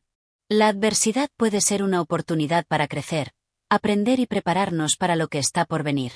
José no sabe lo que le depara el futuro, pero su actitud constante de confianza en Dios lo prepara para el destino que Dios tiene reservado para él. Este capítulo destaca la capacidad de José para mantenerse firme en su fe, a pesar de estar en una situación tan adversa. Su fe, habilidades y liderazgo se siguen manifestando, incluso cuando las circunstancias parecen ir en su contra. La historia de José en la prisión es una poderosa lección sobre la fidelidad, la esperanza y la confianza en la soberanía de Dios, sin importar lo que podamos estar viviendo. Capítulo 13. La interpretación de los sueños del faraón. Este capítulo marca un punto de giro crucial en la vida de José, ya que su interpretación de los sueños del faraón lo lleva de la prisión a una posición de poder y autoridad. Este evento revela la soberanía de Dios y su capacidad para cumplir sus promesas, incluso en los momentos más oscuros. La narración nos lleva a través de los eventos que conducen a la elevación de José, mostrando su sabiduría, su fe inquebrantable y el cumplimiento del propósito divino. El sueño del faraón. El faraón, rey de Egipto, tiene dos sueños perturbadores que lo dejan inquieto. En el primer sueño, él ve 7 vacas gordas que pastan junto al Nilo, seguidas por 7 vacas flacas y enjutas que las devoran. En el segundo sueño, el faraón ve 7 espigas de grano llenas y hermosas, seguidas por 7 espigas vacías y marchitas que las devoran. El faraón se despierta de estos sueños, pero no puede encontrar a nadie en su corte que pueda interpretar lo que significan. Esto lo deja ansioso y perturbado. El recuerdo del copero. Es en este punto que el copero, quien hace 2 años había prometido ayudar a José, recuerda finalmente al prisionero. El copero le cuenta al faraón sobre José y su habilidad para interpretar sueños, como lo había hecho anteriormente con él y con el panadero. El faraón, desesperado por encontrar una respuesta, manda a traer a José de la prisión. La presentación ante el faraón. José es traído rápidamente ante el faraón. Cuando el faraón le cuenta sus sueños, José deja claro que no es él quien puede interpretar los sueños, sino que es Dios quien le dará la interpretación. Este acto de humildad resalta la fe de José en la soberanía de Dios y su disposición a ser un instrumento de la voluntad divina. José escucha atentamente la descripción de los sueños del faraón y luego ofrece una interpretación basada en el poder de Dios. Él le explica que los 2 sueños son en realidad uno solo, y que ambos significan lo mismo: 7 años de abundancia seguidos por 7 años de hambre. Las vacas gordas y las espigas llenas representan los 7 años de prosperidad, mientras que las vacas flacas y las espigas marchitas representan los 7 años de escasez que seguirán. La sabiduría de José. Pero José no se detiene allí. No solo interpreta los sueños, sino que también ofrece un consejo práctico al faraón. Él sugiere que durante los 7 años de abundancia, se debe almacenar una quinta parte de la cosecha para que haya suficiente alimento durante los años de hambre. José, con gran sabiduría, ofrece un plan detallado para almacenar el grano y distribuirlo durante los años difíciles. Esta propuesta no solo muestra su comprensión de la situación, sino también su capacidad de liderazgo y organización. José también le aconseja al faraón que nombre a una persona sabia y prudente para que supervise este proceso, alguien que pueda administrar los recursos de manera eficiente durante la crisis que se avecina. La promoción de José. Impresionado por la interpretación de José y por su sabiduría y visión, el faraón reconoce que no hay nadie más en su reino con tanta inteligencia y discernimiento. Así que, en un giro dramático, el faraón decide poner a José a cargo de toda la tierra de Egipto. Le otorga un anillo de sello, una vestidura de lino finísimo y una cadena de oro. José es elevado a la segunda posición más alta en el reino, con autoridad para gobernar y tomar decisiones en nombre del faraón. El faraón le da a José un nuevo nombre, Zafenat Panea, y lo casa con Asenat, hija de un sacerdote de On, lo que lo coloca aún más en la élite social y política de Egipto. La sabiduría divina y la promesa de Dios. La elevación de José a este puesto tan alto es un cumplimiento de las promesas que Dios había hecho en sus sueños cuando era joven.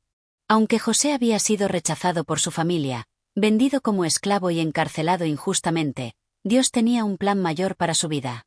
La habilidad de José para interpretar los sueños del faraón es una manifestación clara de la sabiduría que Dios le había dado, y su ascenso al poder es un testimonio de que, incluso cuando las circunstancias parecen difíciles o injustas, Dios tiene el control. Este capítulo muestra varias lecciones importantes. En primer lugar, resalta la fidelidad de Dios. A pesar de los años de sufrimiento y adversidad de José, Dios nunca lo abandonó. De hecho, los momentos de dificultad fueron parte del plan divino para prepararlo para el futuro que Dios había reservado para él. José no solo fue levantado de la prisión a la posición de poder, sino que fue un instrumento para salvar a Egipto y a muchas otras naciones de la hambruna que se avecinaba. En segundo lugar, vemos la importancia de la sabiduría y la humildad. Aunque José tenía el don de interpretar los sueños, no se atribuyó el crédito a sí mismo. En cambio, señaló que era Dios quien le daba la interpretación. Esta actitud de humildad es crucial para entender el carácter de José y su relación con Dios. Finalmente, el capítulo destaca el tema del cumplimiento del propósito divino. Todo lo que le ocurrió a José, tanto las dificultades como las bendiciones, fue parte del plan de Dios. José, al ser fiel a Dios y mantener su integridad, fue puesto en una posición de gran influencia para cumplir el propósito de Dios para él y para muchos otros. Capítulo 14. El almacenaje del grano y la hambruna. En este capítulo, la historia de José continúa con su responsabilidad de administrar los recursos durante los 7 años de abundancia, tal como había aconsejado en su interpretación de los sueños del faraón. José, ahora elevado a la posición de poder en Egipto, se convierte en el encargado de almacenar el grano que permitirá al país sobrevivir a los años de hambre que se avecinan.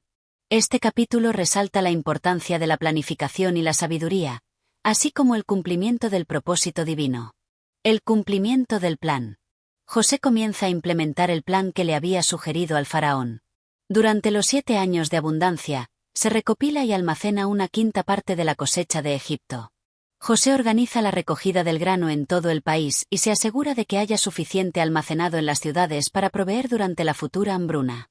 Los graineros, quienes eran responsables de recolectar y almacenar el grano, trabajan bajo la supervisión de José, quien supervisa todo el proceso con diligencia.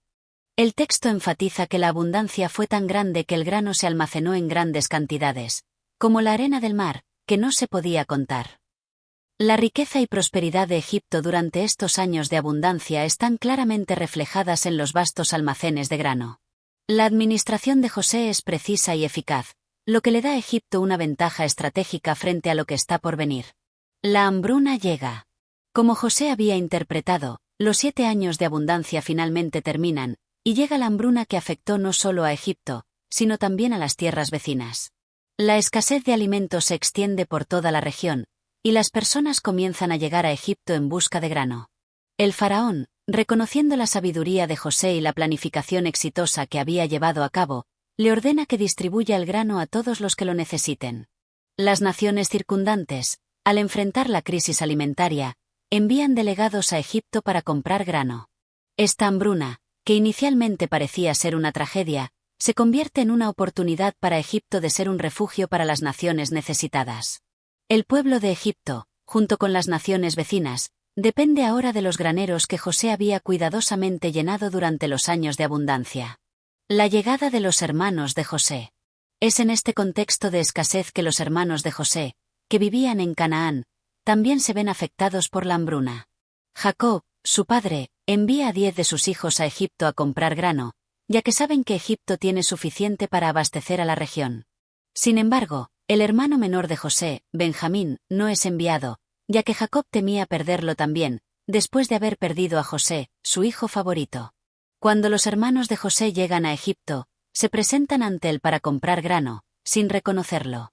Aunque José los reconoce, mantiene su identidad oculta. Este es el comienzo de una serie de eventos en los que José pondrá a prueba a sus hermanos, buscando ver si han cambiado desde que lo vendieron como esclavo. La prueba de los hermanos. José, al ver a sus hermanos, siente una mezcla de emociones. Por un lado, experimenta la justicia de la retribución por lo que le hicieron en el pasado, pero también hay en su corazón un profundo deseo de reconciliación. A pesar de su deseo de perdonar, José decide poner a prueba a sus hermanos para ver si han cambiado y si sienten remordimiento por lo que hicieron. José los acusa de ser espías y los mete en prisión durante 3 días. Después de este tiempo, José les ofrece una solución. Les permitirá llevar grano de vuelta a su casa, pero uno de ellos deberá quedarse en prisión como garantía de que volverán con su hermano menor, Benjamín. Los hermanos, al escuchar esto, se preocupan por las consecuencias de sus acciones pasadas, ya que sienten que están siendo castigados por lo que hicieron a José años atrás. Se dan cuenta de que su culpa no ha desaparecido y que ahora enfrentan las consecuencias de sus decisiones. Reflexión sobre la providencia divina.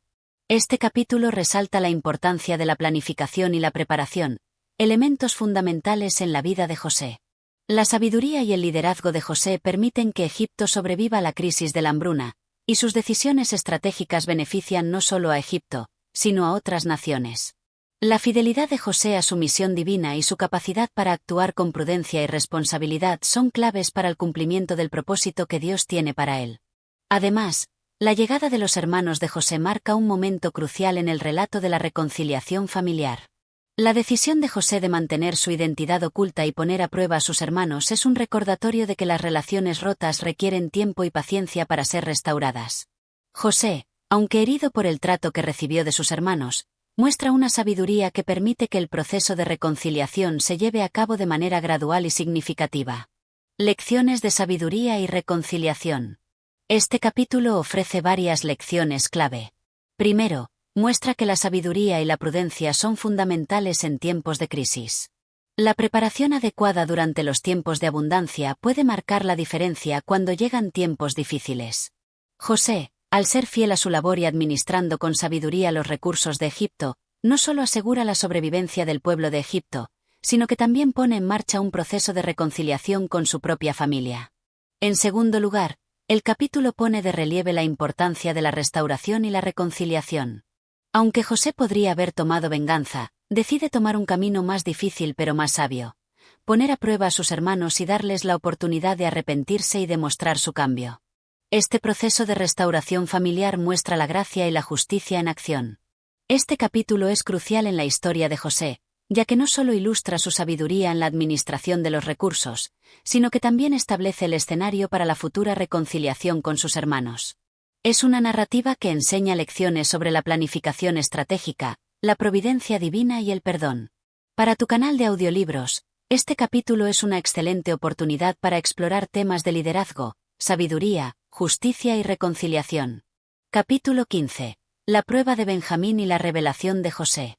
Este capítulo marca un momento decisivo en la historia de José, donde se desarrollan los temas de la prueba, el arrepentimiento y la revelación.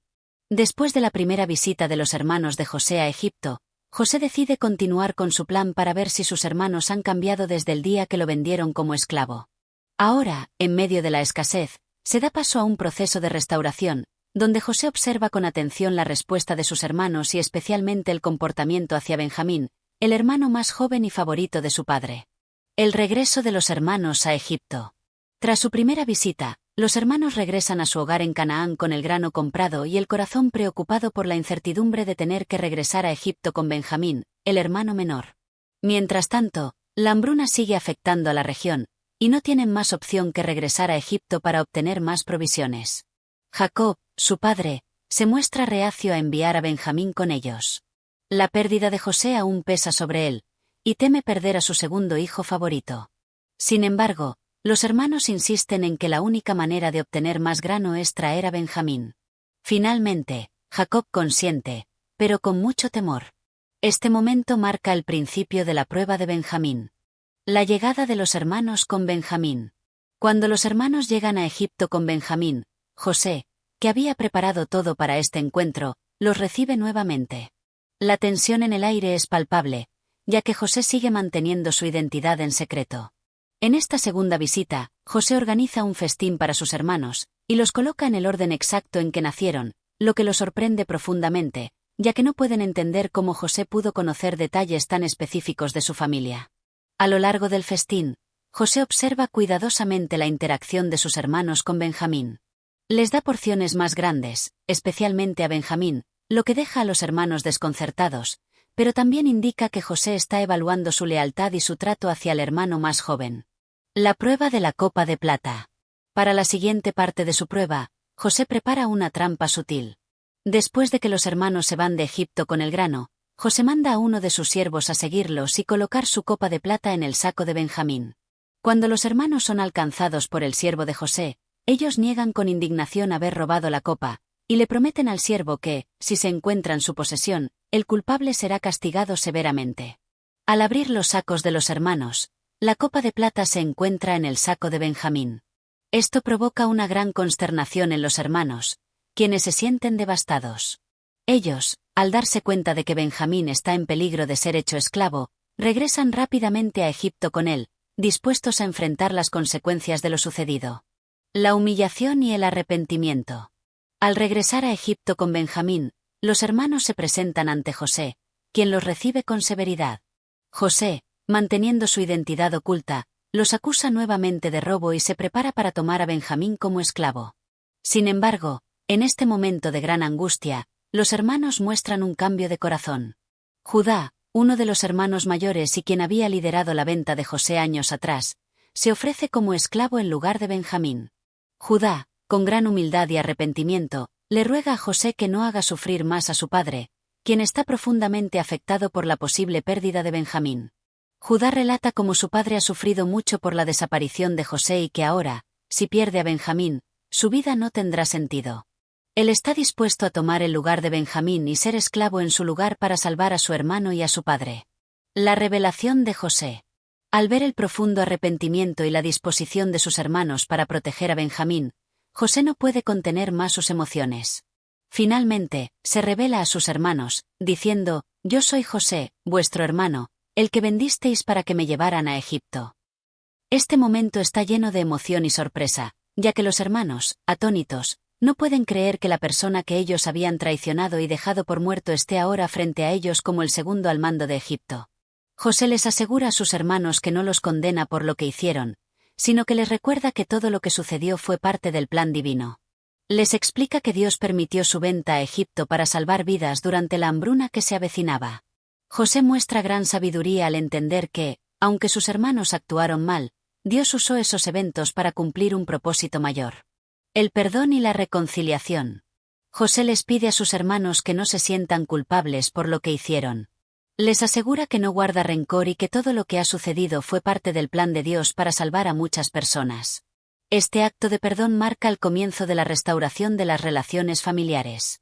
José les dice que envíen por su padre, Jacob, y que lo traigan a Egipto para vivir junto a él en los próximos años de abundancia. José también les da regalos a sus hermanos y les envía a Canaán con instrucciones para traer a su familia y a su padre. A pesar de las heridas del pasado, José muestra una magnanimidad que refleja su madurez espiritual y su comprensión de la soberanía de Dios. Este capítulo es crucial en el viaje de José y en el proceso de restauración familiar. A través de las pruebas y la reconciliación, vemos que la relación entre José y sus hermanos es restaurada, pero también vemos la profunda sabiduría de José al entender que todo lo que sucedió en su vida tenía un propósito divino. La disposición de sus hermanos a sacrificarse por Benjamín es el catalizador para este proceso de perdón y sanación. Capítulo 16. La llegada de Jacob a Egipto y la reunión familiar. En este capítulo, la historia de José alcanza un punto culminante cuando la familia de Jacob se reúne en Egipto. Después de la revelación de José a sus hermanos, este capítulo narra el regreso de Jacob a Egipto y la emotiva reunión familiar que finalmente se produce tras años de separación. La orden de José para traer a Jacob. Después de su encuentro con sus hermanos y su revelación, José les da instrucciones claras. Vayan rápidamente a Canaán y traigan a su padre, Jacob, así como a toda su familia, para que puedan vivir en la tierra de Gosén, una región fértil en Egipto que está bajo su dominio. José les asegura que allí encontrarán abundancia y serán bien recibidos durante los años de hambre que se avecinan. Además, les envía carrozas y bienes para ayudarlos en el viaje y les da recomendaciones sobre cómo presentarse ante el faraón. José está ansioso por ver a su padre y su familia nuevamente, pero también es consciente de la magnitud de este reencuentro. Sabe que este evento será un cambio trascendental para toda su familia y que se ha cumplido un propósito divino al haber llegado a este punto. La reacción de Jacob al recibir la noticia. Cuando los hermanos regresan a Canaán y le cuentan a Jacob que su hijo José está vivo y es el segundo al mando en Egipto, Jacob no puede creer lo que está oyendo. La noticia es tan increíble para el que, en un primer momento, duda de su veracidad. Sin embargo, cuando ve las carrozas y los regalos que José ha enviado, la realidad se hace evidente. Jacob se siente profundamente emocionado, pero también confundido y asombrado. Después de tantas décadas de dolor por la pérdida de José, esta noticia es un remolino de sentimientos para él.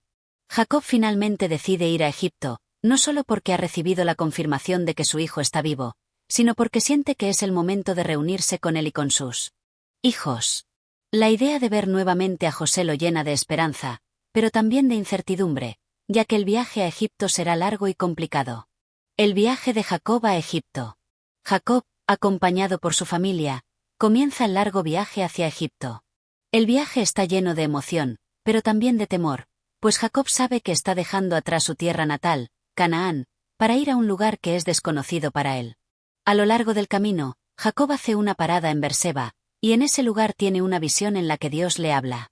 Dios le dice a Jacob que no tema descender a Egipto, ya que allí hará de él una gran nación.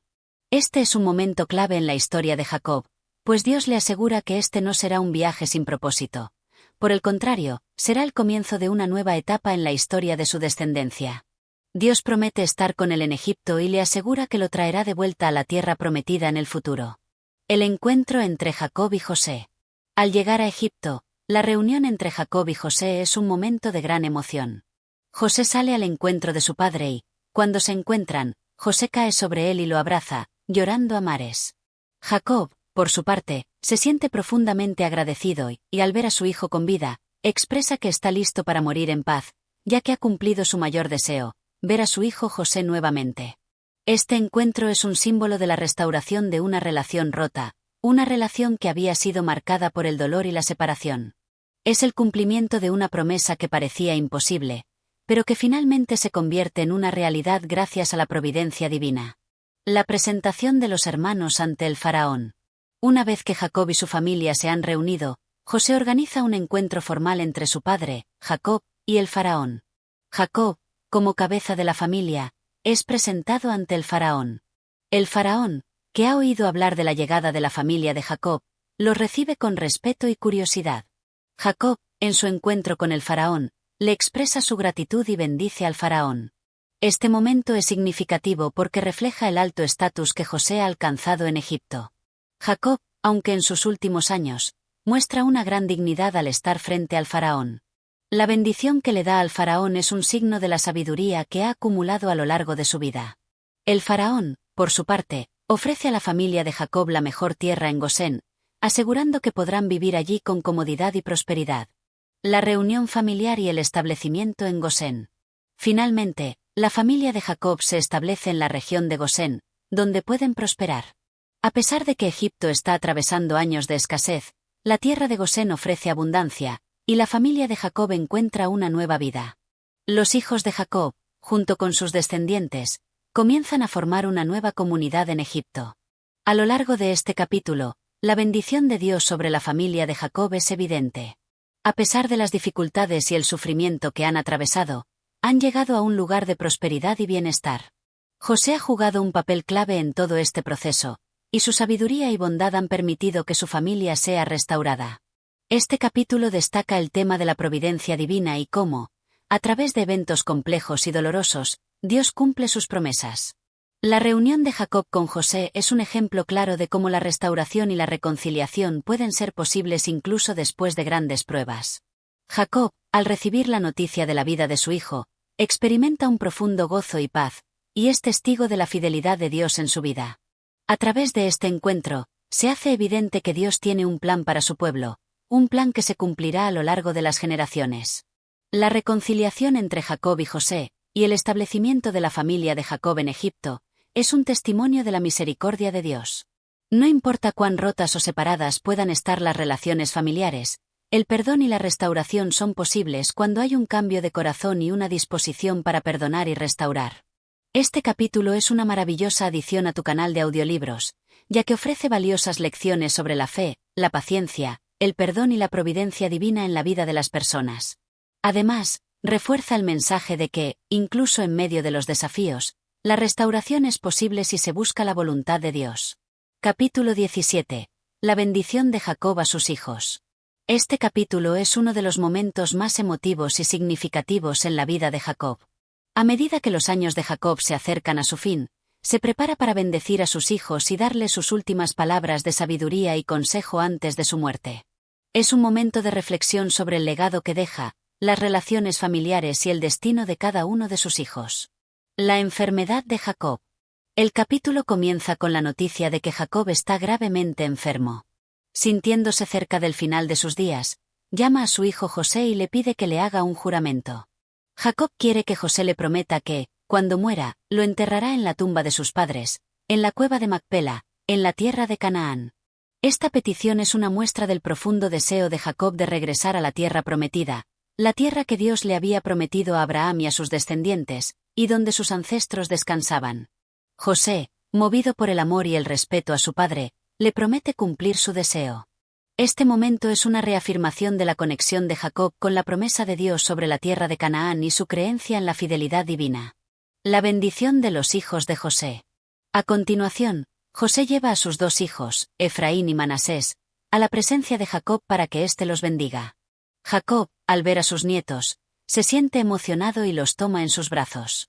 De manera especial, Jacob le da a Efraín, el hijo menor de José, la bendición que originalmente estaba destinada al hijo mayor, Manasés. Al hacerlo, Jacob muestra cómo Dios obra de manera inesperada, eligiendo al menor para bendecirlo con una promesa especial, lo cual remite a la historia de cómo Dios había elegido a Jacob por encima de su hermano Esaú. Esta acción de Jacob tiene un profundo significado, ya que refleja que las bendiciones de Dios no siempre siguen el curso lógico o humano. A lo largo de la historia de la familia de Jacob, Dios ha demostrado que su elección y bendición van más allá de la tradición y las expectativas humanas. La bendición de los 12 hijos de Jacob. Tras bendecir a los hijos de José, Jacob reúne a todos sus hijos y les da una bendición individual. Cada uno de ellos recibe palabras específicas que reflejan tanto sus cualidades como sus debilidades, sus logros y sus fracasos. Estas bendiciones no son simples palabras de aliento, sino que tienen un significado profético para el futuro de cada tribu que desciende de ellos. Rubén, el primogénito, recibe una reprimenda por su falta de autocontrol y su pecado con la concubina de su padre, Bilhá. Jacob le recuerda su error y le dice que, aunque su primogenitura le daba derecho a una bendición especial, ahora será despojado de ese privilegio. Simeón y Leví también reciben una reprensión por su violencia, especialmente por la venganza que tomaron contra los habitantes de Siquelm. Aunque son fuertes y valientes, su ira es un obstáculo para recibir la bendición de Dios. Judá, el cuarto hijo de Jacob, recibe una bendición especial.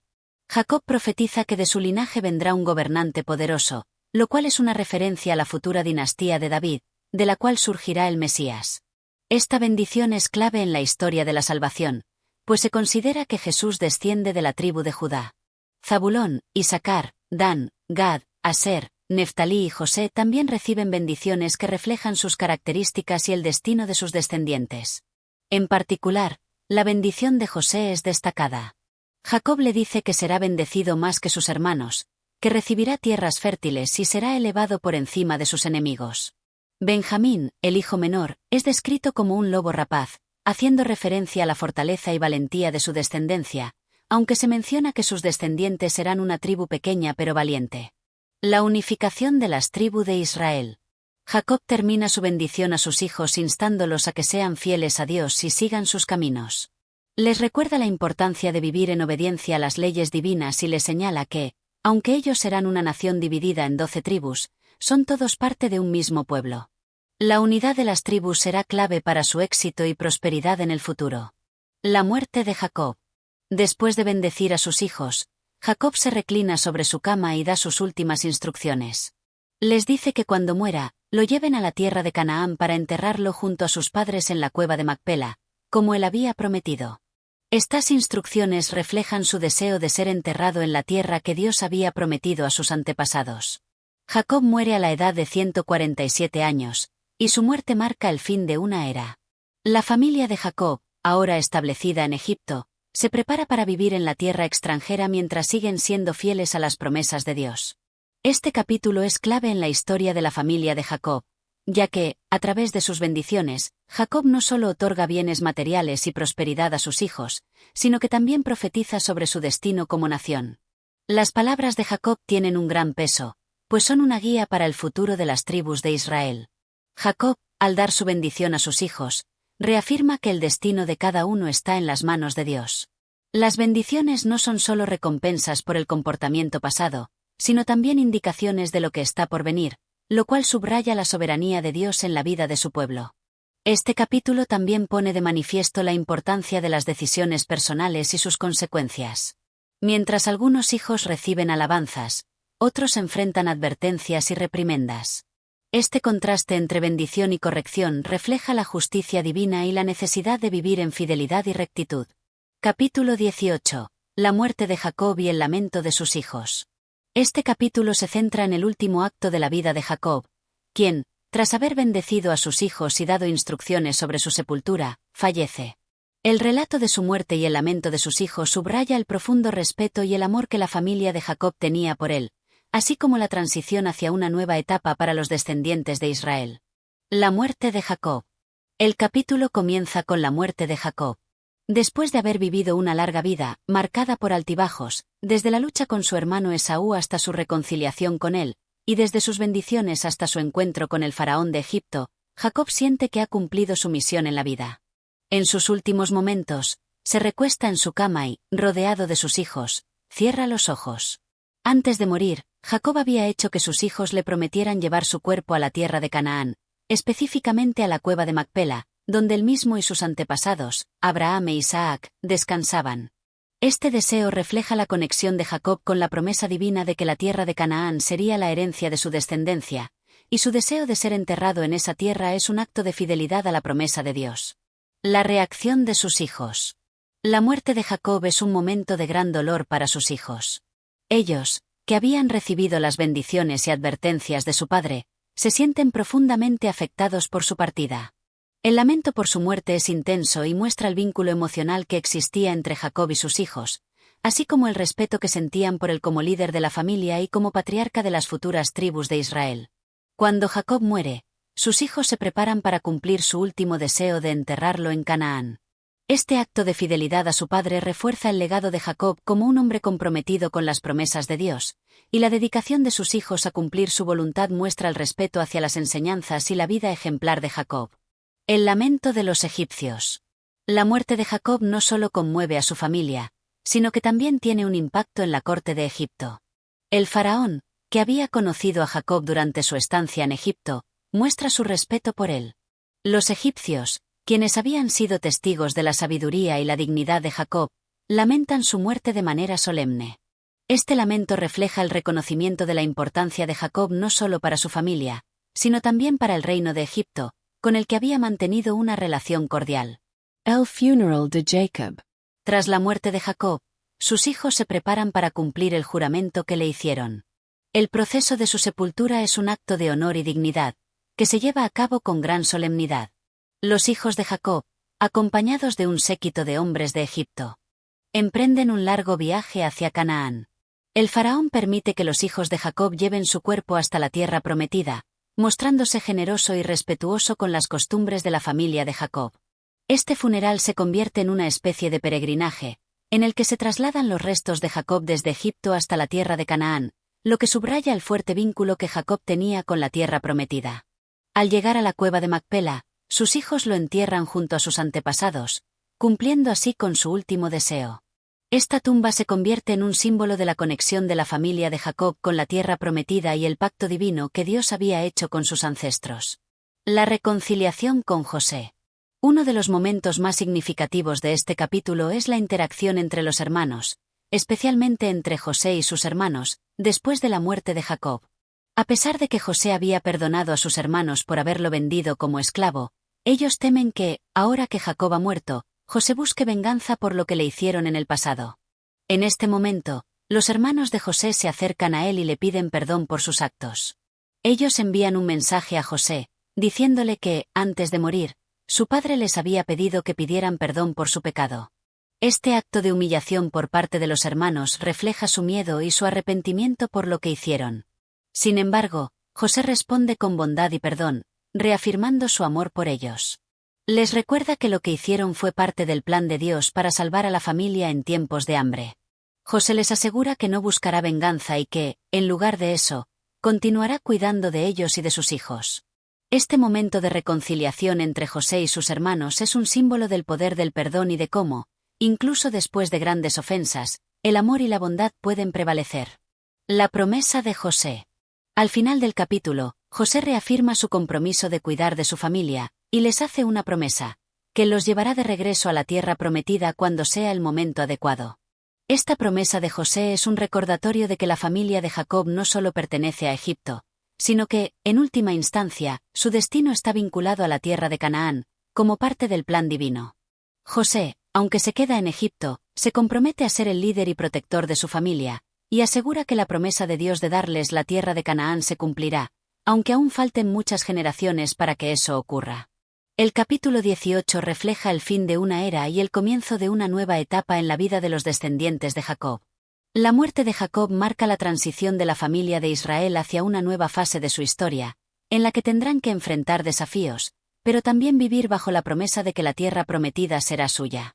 La reconciliación entre José y sus hermanos es uno de los momentos más conmovedores de la historia bíblica, y sirve como un recordatorio de la importancia del perdón, la familia y la fidelidad a las promesas de Dios. Este capítulo también subraya cómo el destino de Israel está profundamente entrelazado con la obediencia a Dios y la permanencia en la fe, incluso en los momentos de pérdida y cambio. La muerte de Jacob es un acto de cierre, pero al mismo tiempo, es un comienzo para sus hijos y sus descendientes, quienes deben mantener vivas las enseñanzas y promesas que Jacob dejó. Este capítulo no solo marca el final de Jacob, sino que prepara el camino para lo que vendrá en la historia de la nación de Israel, que, aunque aún está en sus inicios, tiene un futuro brillante bajo la protección de Dios. Capítulo 19. La muerte de José y el legado de Israel. Este capítulo se centra en el final de la vida de José, el hijo favorito de Jacob, y en las bendiciones que deja a su familia. A lo largo de este capítulo, se destacan temas como la fidelidad a Dios, el cumplimiento de las promesas divinas y el legado que José deja para las generaciones futuras. La muerte de José. El capítulo comienza relatando los últimos años de la vida de José, quien, tras haber sido el salvador de su familia en tiempos de hambre, y habiendo reconciliado a sus hermanos, ha vivido una vida larga y próspera en Egipto. José, aunque se encontraba en una posición de gran poder y prestigio como segundo al mando en Egipto, nunca perdió de vista las promesas de Dios hechas a su familia y el futuro de la nación de Israel. José siente que su tiempo está cerca, y en sus últimos momentos, llama a sus hermanos y a sus descendientes para darles instrucciones. Consciente de que la promesa de Dios para su pueblo se cumplirá en la tierra de Canaán, José les recuerda a sus hermanos que, aunque ellos habitan en Egipto en ese momento, no deben olvidar que su verdadera herencia está en la tierra prometida. La promesa de regresar a Canaán. José, como su padre Jacob antes que él, insiste en que cuando Dios los saque de Egipto y los lleve de vuelta a Canaán, su cuerpo debe ser trasladado allí para descansar en la misma tumba familiar en la cueva de Macpela. Asegura a sus hermanos que, aunque en ese momento Egipto sea su hogar, la promesa de Dios para la tierra de Canaán es irrevocable y que ellos, sus descendientes, deben aferrarse a ella. José les hace prometer que, cuando llegue el tiempo, llevarán sus restos a Canaán. Este acto es un símbolo de su fe inquebrantable en las promesas de Dios, que, a pesar de las circunstancias temporales, el futuro de su pueblo está asegurado en la tierra prometida. El legado de José. Antes de morir, José también bendice a sus descendientes, especialmente a los hijos de su hermano Jacob.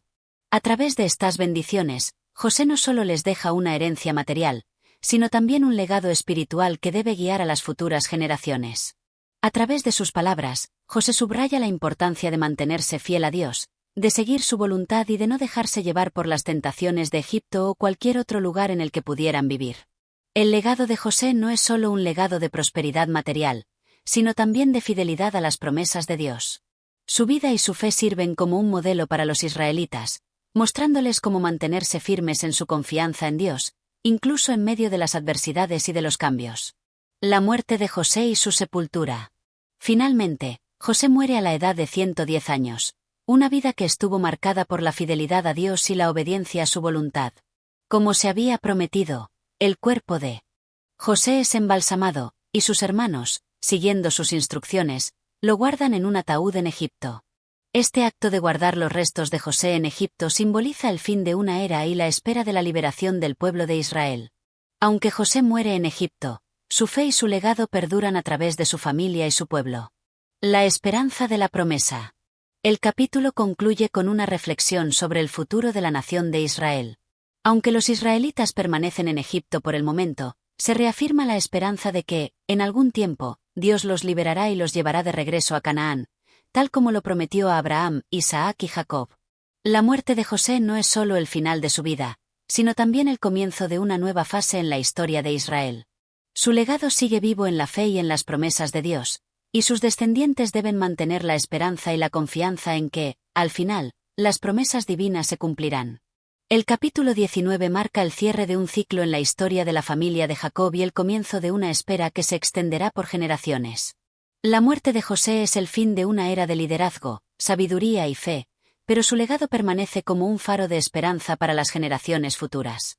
A través de la muerte de José y sus últimas palabras, se reafirma la importancia de la fidelidad a Dios y la confianza en sus promesas. La transición de la familia de Israel desde Egipto hacia la tierra prometida se perfila como el próximo capítulo de esta historia, una que continuará desarrollándose a lo largo de los siglos. José, con su vida ejemplar y sus bendiciones, deja un legado que será crucial para la formación del pueblo de Israel y su relación con Dios. Aunque la familia de Jacob esté aún en Egipto, el sueño de la tierra prometida sigue vivo en el corazón de cada uno de los descendientes de José. La promesa de regreso a Canaán es un recordatorio de que, aunque los tiempos de esclavitud y prueba pueden llegar, las promesas de Dios son eternas y siempre se cumplirán. Este capítulo es una lección sobre la importancia de mantener la fe, incluso en los momentos de incertidumbre, y confiar en que el propósito de Dios se llevará a cabo, sin importar las circunstancias presentes. Capítulo 20. El cumplimiento de la promesa y el futuro de Israel. Este capítulo se cierra con una reflexión sobre el legado que José dejó para la familia de Israel y los próximos pasos hacia el cumplimiento de la promesa divina. La historia de la familia de Jacob ha llegado a su fin, pero el relato no concluye aquí, pues las generaciones que vendrán están destinadas a ser las que vean el cumplimiento de la promesa de Dios. El legado de Israel en Egipto. Después de la muerte de José, la familia de Israel permanece en Egipto por un tiempo prolongado. Aunque Egipto ha sido un refugio para los hijos de Jacob durante la hambruna y una etapa de prosperidad, la promesa de la tierra de Canaán sigue siendo el centro del futuro de la nación. Durante este tiempo, la familia de Israel se multiplica en Egipto, convirtiéndose en un pueblo numeroso. No obstante, la relación con Egipto comienza a cambiar a medida que pasa el tiempo. Mientras que inicialmente el pueblo de Israel había sido respetado por el faraón debido a los servicios prestados por José, las generaciones que siguen olvidan el favor que Dios les había concedido. El cambio en la dinastía egipcia. El capítulo menciona el ascenso de un nuevo faraón, uno que no tiene conocimiento de José ni de las bendiciones que él trajo a Egipto. Este faraón, temeroso del creciente número de israelitas y de su posible poder, comienza a verlos como una amenaza.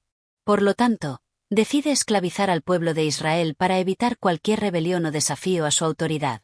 Este giro en la historia marca el inicio de un periodo de opresión para los israelitas. Aunque en Egipto vivieron en prosperidad y bajo la protección de José, ahora enfrentan una realidad dolorosa de esclavitud y sufrimiento. A pesar de esta nueva etapa de dificultades, la promesa de Dios a los patriarcas, Abraham, Isaac y Jacob, permanece intacta. La promesa de redención. Aunque el pueblo de Israel vive bajo el yugo de la esclavitud, El capítulo recuerda que la promesa hecha por Dios a los patriarcas no ha sido olvidada. La historia de Israel no termina con la opresión, sino que está por comenzar una nueva fase, la fase de la liberación. Dios, en su tiempo, liberará a su pueblo de la esclavitud de Egipto. La promesa de llevarlos de regreso a la tierra de Canaán se mantendrá firme, y en su debido momento, Él levantará un líder que guiará a los israelitas fuera de Egipto y hacia la tierra prometida. Esta esperanza de liberación es el hilo conductor que mantiene viva la fe del pueblo de Israel, incluso en los tiempos más oscuros de su historia. El futuro de Israel. El capítulo cierra con una visión del futuro de Israel. Aunque el pueblo de Israel se encuentra en un momento de opresión, el futuro está lleno de esperanza. La historia de la liberación será una de fe, obediencia y victoria, y será recordada por todas las generaciones venideras. La familia de Israel, que comenzó con Abraham, Isaac y Jacob, está destinada a convertirse en una gran nación que tendrá un lugar especial en el plan de Dios para la humanidad. Aunque este capítulo termina con una imagen de esclavitud, es un recordatorio de que el pueblo de Israel está llamado a cumplir un propósito divino y que, al final, la promesa se cumplirá. Este último capítulo de la historia de Jacob y sus hijos nos deja con una lección fundamental: la fidelidad de Dios a sus promesas, incluso cuando las circunstancias parecen difíciles o desesperanzadoras. La historia de la familia de Israel está lejos de haber terminado, y la opresión de Egipto es solo un capítulo transitorio antes de la liberación y el cumplimiento de la promesa. A través de la experiencia del pueblo de Israel en Egipto, aprendemos que, aunque las pruebas y las dificultades sean parte de la vida, la confianza en las promesas de Dios nunca debe flaquear. Dios tiene un plan para su pueblo, y aunque la esclavitud en Egipto parece un final, es solo el principio de la travesía hacia la libertad y la realización del propósito divino. Este capítulo no solo cierra la historia de Jacob y sus hijos, sino que también introduce el comienzo de un nuevo ciclo en la historia de Israel, uno en el que, a pesar de la opresión y el sufrimiento, el pueblo de Dios sigue siendo fiel a su palabra. El cumplimiento de la promesa está más cerca de lo que parece, y aunque las dificultades sean grandes, el plan de Dios nunca se detiene. Gracias por acompañarnos en este viaje a través de la Biblia Reina Valera. Si te ha gustado este contenido, no olvides darle like, suscribirte al canal y activar la campanita para no perderte más narraciones. Tu apoyo es fundamental para seguir trayendo más libros y capítulos como este. Nos vemos en el siguiente.